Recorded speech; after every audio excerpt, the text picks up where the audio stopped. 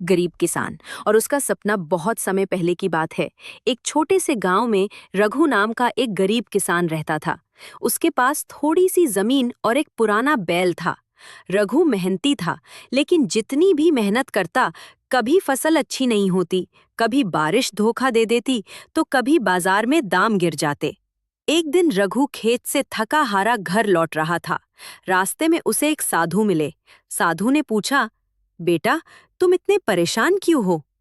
रघु ने कहा, बाबा, मैं दिन रात मेहनत करता हूँ, फिर भी 2 वक्त की रोटी भी मुश्किल से जुटा पाता हूँ। साधु मुस्कुराए और बोले, तुम्हारी मेहनत में कोई कमी नहीं, लेकिन तुम्हें अपनी किस्मत खुद बनानी होगी। ये लो, ये एक चमत्कारी बीज है। इसे अपने खेत के सबसे अच्छे कोने में बो देना और रोज ईमानदारी से पानी देना। लेकिन याद रखना, लालच मत करना। रघु ने धन्यवाद कहा और बीज लेकर घर चला गया। अगले दिन उसने बीज बो दिया और रोज उसकी देखभाल करने लगा।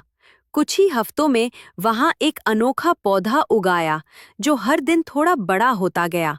कुछ महीने बाद उस पौधे में सोने के रंग का एक फल लगा। रघु चौंका, लेकिन उसने याद किया कि साधु ने कहा था, लालच मत करना। उसने फल को नहीं तोड़ा। अगले दिन 2 फल लगे, फिर 3, और हर दिन फल बढ़ते गए।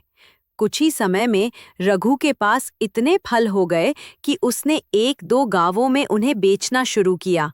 धीरे धीरे रघु की हालत बदलने लगी। अब उसके पास अच्छे बैल थे, पक्की छत वाला घर था, और सबसे जरूरी बात, उसके दिल में संतोष था। गांव वाले हैरान थे। किसी ने पूछा, रघु भाई, ये सब कैसे हुआ? रघु मुस्कुराया और बोला, जब मेहनत, ईमानदारी और धैर्य साथ हों, तो किस्मत भी बदल जाती है।